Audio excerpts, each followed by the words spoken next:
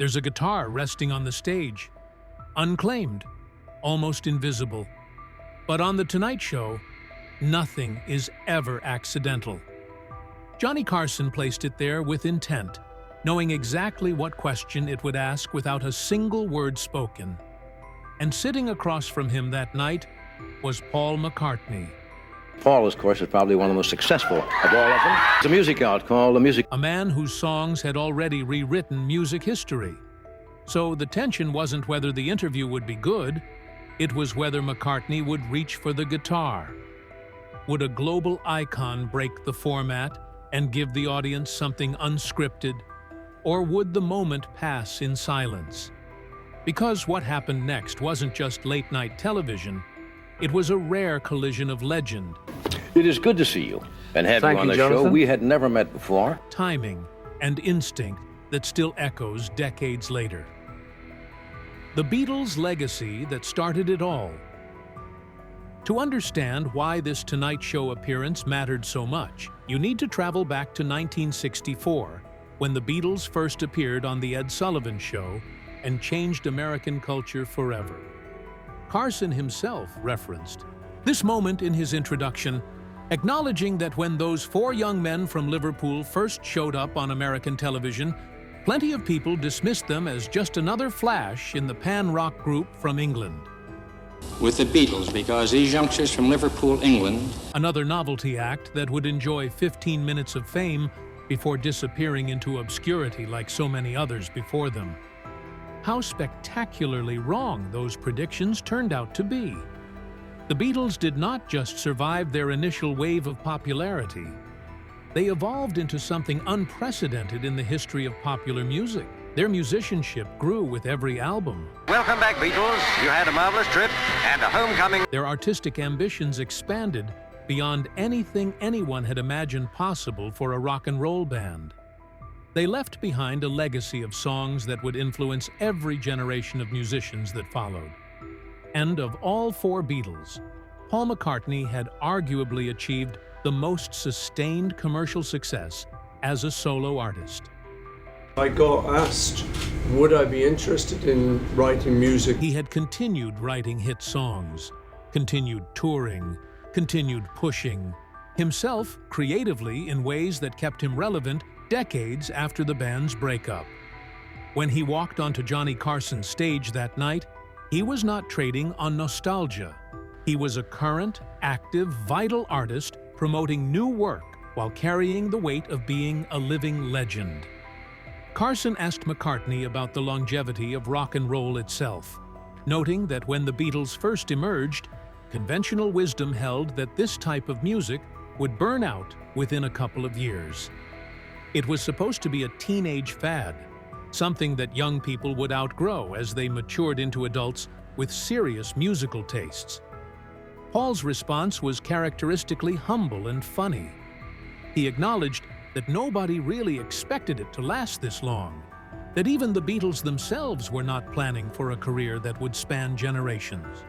And yet, here he was, 20 years later, still making music, still commanding massive audiences, still proving The questions are nice questions. They don't have to have nice answers.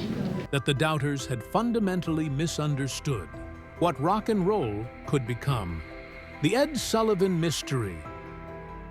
One of the most fascinating moments in the interview came when Carson brought up a mystery We are back. Would you welcome my good friend, Mr. Ed Sullivan here? that had apparently been bothering him for 20 years. He told McCartney about watching that first Beatles appearance on Ed Sullivan from his apartment in New York back in 1964. The place went absolutely crazy when the band took the stage, which was expected. But then something strange happened. Ed Sullivan announced that the Beatles wanted to dedicate their next song to Johnny Carson. Carson had never understood why. He had spoken to Sullivan about it afterward and gotten a vague explanation about the band supposedly having seen Carson's show. But it never quite made sense to him. McCartney's reaction to this revelation was priceless. He looked genuinely puzzled, clearly having no memory of any such dedication. After a moment of consideration, He delivered a perfectly timed response that brought the house down. He simply said he did, not think it was true. The audience erupted in laughter at the honest admission that this moment Carson had been wondering about for 2 decades was probably just Ed Sullivan making something up on the spot. It was a small exchange, but it perfectly captured the dynamic between these two men. Carson, with his genuine curiosity and slight vulnerability about wanting to connect to Beatles history, and McCartney with his disarming honesty and refusal to pretend he remembered something he clearly did not. This kind of authentic interaction was exactly what made The Tonight Show special during the Carson years. There was no pretense, no carefully scripted moments designed to go viral, just 2 incredibly successful men having a real conversation, complete with awkward silences. I could never understand it. He says the Beatles want to dedicate the song to Johnny Carson. Genuine laughter, and the occasional admission that something was not working the way they expected. Carson mentioned at one point that nothing seemed to be going right, and rather than covering it up or moving, quickly past the moment, both men simply acknowledged it and kept going. That comfort with imperfection is something that modern television has largely lost. The guitar in the room. From the moment Paul McCartney sat down, there was an elephant in the room, or more accurately, a guitar. Carson had positioned an acoustic guitar right next to McCartney's chair, and he immediately addressed it with characteristic wit. He told Paul that the instrument was there as a prop to make him comfortable, and that if at any point during their conversation McCartney felt overcome with the urge to play, he should feel free. But Carson added with a smile that he was not particularly asking for a performance. It was a perfect piece of psychological maneuvering, placing the guitar there to create anticipation while technically giving McCartney an out. McCartney did not wait long to pick it up. Within moments of Carson's disclaimer, Paul reached over, grabbed the guitar, and launched into an impromptu performance that electrified the studio audience. The reaction was immediate and overwhelming.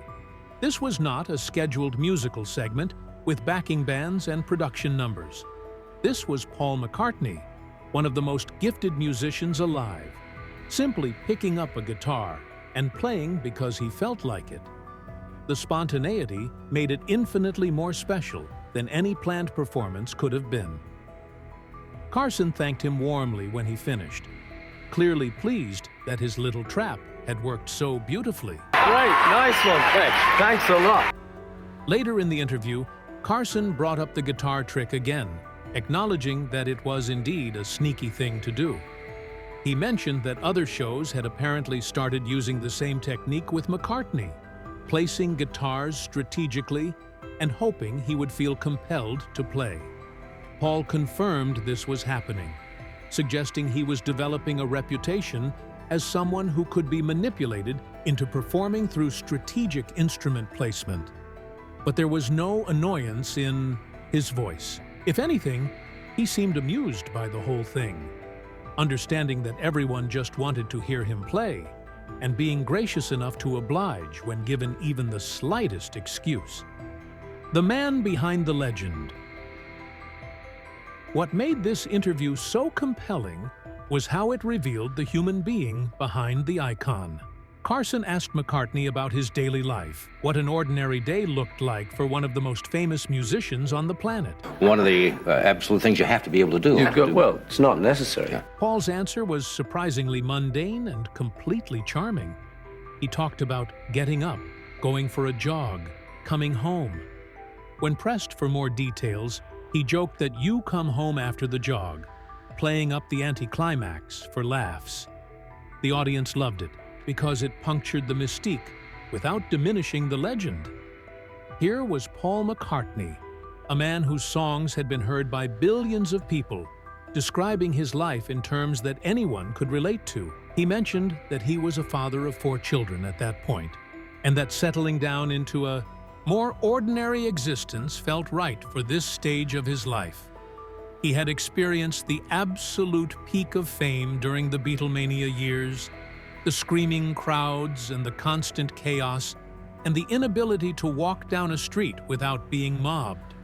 And while he acknowledged enjoying that period, he was clearly at peace with having moved past it. Fed up of doing a studio album and going in and working very correctly. The Tonight Show audience was frantic in a different way, enthusiastic and appreciative rather than hysterical, and McCartney noted the difference with visible relief. He did not miss the craziness, even if he valued having lived through it. Carson asked about his origins in music, and McCartney explained that his father had been in a jazz band, playing piano and trumpet until his teeth gave out. That family connection to music had shaped his path, though Paul acknowledged that his entry into the profession was somewhat accidental, rather than the result of burning childhood ambition. He still composed constantly, still loved writing his own material, still found joy in the creative process after all these years. The longevity of his passion was perhaps the most remarkable thing about him. So many artists burn out, or lose interest, or simply run out of things to say. McCartney kept finding new melodies, new ideas, new reasons to sit down and create. I don't know, it's like if you're in training, it's like Olympics. The Ringo reunion, the film clip Carson showed, featured Paul alongside Ringo Starr, reuniting two Beatles on screen for the first time in years. The audience reaction to merely hearing Ringo's name was thunderous, a reminder of how deeply the Beatles had embedded themselves in popular culture. These were not just musicians. They were symbols of an era, representatives of a cultural revolution that had changed everything from fashion to politics to the way young people related to the world around them. Seeing two of them together, even in a brief film clip, carried enormous emotional weight for anyone who had lived through Beatlemania. Carson asked if Paul and Ringo stayed in touch outside of work, and McCartney confirmed that they did. Ringo lived in England, so they saw each other regularly. Call from Paul. Hey, Ringo. The answer was casual and unforced, suggesting a genuine friendship that had survived the breakup of the band and all the complicated feelings that must have accompanied that dissolution. George Harrison and John Lennon were notable absences in the conversation, though by 1984, John had been dead for 4 years, making his absence painfully permanent. The surviving Beatles had learned to carry on while honoring a legacy that belonged equally to someone who could no longer participate in shaping it. The film itself, Give My Regards to Broad Street, represented McCartney's attempt to branch out beyond pure music into filmmaking. It had been 14 years since his last movie, and he admitted that he simply fancied being in the movies, that trying something new felt like an exciting challenge after focusing on music for so long. Carson jokingly asked his band leader Doc Severinsen if he wanted to be in the movies too, and Doc declined, saying he did not play guitar. McCartney jumped in to point out that Doc could talk, and that was a start, bringing another wave of laughter from an audience thoroughly enjoying the easy rapport between everyone on stage. The magic of live television. Throughout the interview, there were moments of delightful chaos that could only happen on live television. Carson mentioned having to cut away for commercials, joking that they sell things occasionally unlike British television, where programs can run without interruption. He teased that American television needed those commercial breaks to survive, and McCartney played along with the different broadcasting cultures. When they returned from break, Carson acknowledged that Paul had been doing interviews all over the country. Now, if you're not sure, okay. And probably got tired of answering the same questions repeatedly. He asked what question McCartney had not been asked yet, hoping to find a fresh angle. Paul's response was perfect. He said he had been asked that one too. The audience laughed at the meta-humor of even the attempt to be original, resulting in a familiar question. It was the kind of genuine moment that made Carson's show special. Nothing was so polished that it felt artificial. The rough edges were left in because they revealed character and created connection. Modern talk shows often feel overproduced by comparison. Every moment calculated for maximum viral potential. Every joke written by a team and tested before air. Carson and McCartney were just two professionals having a conversation and trusting that their chemistry would be enough. Carson made an observation that struck at something profound about McCartney's legacy. Has the continued success? I mentioned that when you first started. I remember when I first heard the name of the... Looking out at the studio audience, he noted that many of the people screaming and cheering were young people who had not even been born when the Beatles first arrived in America. The music had transcended its original moment and found new generations of fans who discovered it through parents or older siblings, or simply by stumbling onto albums that continued to sound fresh and vital decades after they were recorded. McCartney attributed this to being the children of the original fans, but it was more than that. The songs themselves contained something timeless, some essential quality that spoke to human experience, regardless of when you happen to be born. The second guest and the final surprise. Mary Gross from Saturday Night Live joined the show as the second guest, and her nervous energy about sitting next to Paul McCartney was completely relatable. She admitted to trying to downplay her excitement, attempting to be cool and not perspire on him. The contrast between her obvious starstruck feelings and her professional obligation to be entertaining created wonderful comedy. She mentioned taking a bath specifically because Paul was going to be there, then quickly clarified that she usually bathes, but this was a special occasion. McCartney sat quietly during her segment, the consummate professional allowing his fellow guest to have her moment in the spotlight. Mary discussed her impressions on Saturday Night Live, including Dr. Ruth Westheimer. I do believe in let's make love instead of let's make war. And Geraldine Ferraro. She had a gift for character work and self-deprecating humor, describing herself as compulsive about cleanliness and primness. Someone who had worked on the show apparently once told her she looked like a scared mouse, which she denied but could not help embodying slightly, even as she rejected the description.